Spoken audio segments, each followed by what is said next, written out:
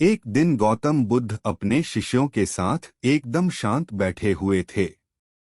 उन्हें इस प्रकार बैठे हुए देख उनके शिष्य चिंतित हुए कि कहीं वे अस्वस्थ तो नहीं हैं। एक शिष्य ने उनसे पूछा कि आज वह मौन क्यों बैठे हैं? क्या शिष्यों से कोई गलती हो गई है? इसी बीच एक अन्य शिष्य ने पूछा कि क्या वह अस्वस्थ हैं? पर बुद्ध मौन रहे। तभी कुछ दूर खड़ा व्यक्ति जोर से चिल्लाया, आज मुझे सभा में बैठने की अनुमति क्यों नहीं दी गई है? बुद्ध आंखें बंद करके ध्यान मग्न हो गए। वह व्यक्ति फिर से चिल्लाया, मुझे प्रवेश की अनुमति क्यों नहीं मिली? इस बीच एक उदार शिष्य ने उसका पक्ष लेते हुए कहा कि उसे सभा में आने की अनुमति प्रदान की जाए। बुद्ध ने आंखें खोली और बोले, नहीं, वह अछूत है, उसे आज्ञा नहीं दी जा सकती।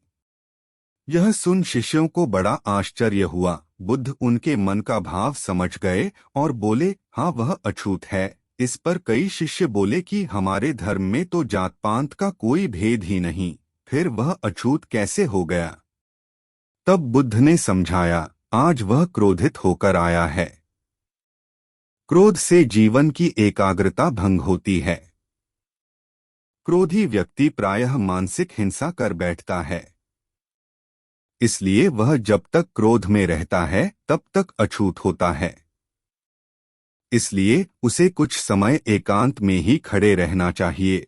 क्रोधित शिष्य भी बुद्ध की बातें सुन रहा था। पश्चाताप की अग्नि में तपकर वह समझ चुका था कि अहिंसा ही महान कर्तव्य व परम धर्म। वह बुद्ध के चरणों में गिर पड़ा और कभी क्रोध न करने की शपथ ली।